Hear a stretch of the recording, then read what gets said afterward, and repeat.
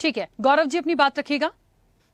मैं एक बात कहना चाहूंगा कि देखिए अभी मैडम ने तमाम सारे एलिगेशन सरकार के ऊपर लगाए। ये वो सरकार नहीं है। जब कांग्रेस की सरकार हुआ करती थी, उसी अमेरिका से जनरल मोटर के साथ 10,000 करोड़ का समझौता की, और 10,000 करोड़ के समझौते में सिर्फ ट्रांसफर ऑफ टेक्नोलॉजी की, और वो भी घोटाला हो गया। और कौन सी टेक्नोलॉजी? तो दुनिया से एब्सोल्यूट हो गई थी, टू स्ट्रोक टेक्नोलॉजी। इसलिए अब वो सरकार नहीं है जो अपने हितों के साथ रक्षा करे और घोटाला करे। ये पिछली सरकारें किया करती थी। रही बात इस ट्रेड डील की, तो बिल्कुल सही कहा। सभी सेक्टर में, जो जितने भी सेक्टर हैं, भारत एक्सपोर्ट ओरिएंटेड डील की तरफ जाएगा। भारत जिसमें निर्यात को बढ़ा सके, दुनिया के अन्य देशों में बाजार को और साइज को और बड़ा कर सके भारत के लोगों के लिए, निर्यात के लिए, और फॉरेन रिजर्व भारत का कैसे बढ़ सके, उसको केंद्र में रखेगा। और कृषि के क्षेत्र में निश्चित रूप से ऑर्गेनिक फार्मिंग को बढ़ावा देने के लिए अगर टेक्नोलॉजी अमेरिका से आती है तो वो भारत के लिए अच्छा है।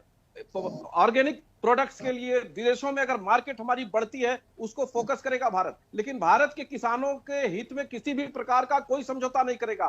रक्षा के क्षेत्र में निश्चित रूप से हम अच्छा करेंगे। चीन के साथ जो हमारा ट्रेड डेफिसिट है, उसको कैसे कम किया जाए, कैसे मिनिमल किया जाए, उस दिशा में हम जाएंगे। रही रशिया की जहां तक बात है, तो रूस और चीन, चीन और भारत रशिया के सबसे बड़े तेल के आयात करने वाले देश हैं। आज 70% से ज्यादा आयात ये दोनों देश कर रहे हैं। अमेरिका का स्वाभाविक है, दबाव है भारत के ऊपर, लेकिन भारत का की प्राथमिकता 140 करोड़ देशवासी हैं, और उनके साथ वो समझौता नहीं करेगा। चाहे किसी भी प्रकार का कोई भी दबाव हो, उस दबाव में भारत आने वाला नहीं है। भारत विन विन सिचुएशन में ही किसी डील को साइन करेगा।